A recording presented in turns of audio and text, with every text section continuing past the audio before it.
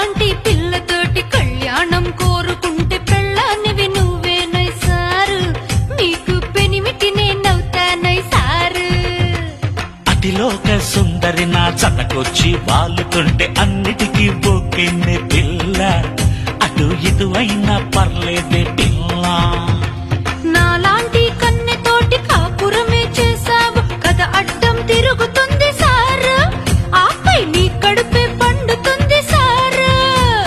మాస్టారు మాస్టారు చూడంటూ మీకు కాదు చూడు, మావయ్యకి తెలిసిందో మిమ్మల్ని రప్పాడిస్తాడు. మామయ్యది మొగల్తూరు, మా నాన్నది పాలకొల్లు.